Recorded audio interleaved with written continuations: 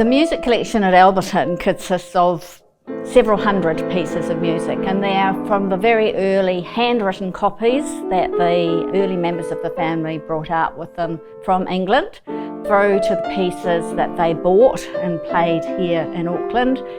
Music was the main way that people entertained themselves at that time. That was their family gathering, and in the case of Alberton, there's also evidence of the girls in particular having music lessons and singing at some of the charity concerts, and their connection with the St Luke's Church and the St Luke's Choir, and the music that the older members of the family brought out with them from England as remembrances of their time and the people there. So amongst the bound volumes, and also in the many single sheets of loose music, there are a few examples of early New Zealand published music. And there weren't very many of these at the time. They were very much the exception to the availability of music, but there are a few there, including one by Alan Whitehorn, who was a neighbour of theirs in Mount Albert and wrote a piece for the Auckland Society of Arts competitions, and that was published in Auckland and included in one of the bound volumes of the Pouhere family. And there were also some that were in newspapers, which had been very carefully cut out and stuck onto bits of cardboard, all sorts of odd bits of cardboard, so that they could mount them on the piano and play from that. And that was another way that early New Zealand songs were sometimes published.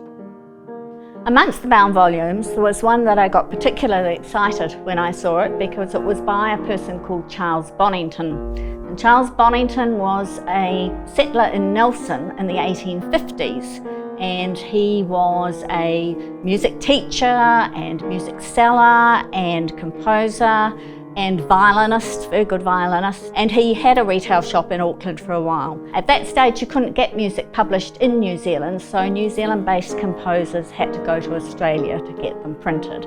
And this one is called the Australasian Gallop, and I hadn't seen a copy of it before, so it was very exciting to see that in the actual volume. There was another one which intrigued me as much as anything, which was from the very early part of the collection, and it was English, but it was some anti-slavery songs, and I really hadn't known that they existed, so that sort of got me digging into a little bit about that composer and how much he had written in the way of anti-slavery songs. The music that is in the house corresponds with the whole history of the family in the house. Some of the music has got little signatures, you know, to Winnie from Mother sort of thing on them. So music was just an integral part of their lives.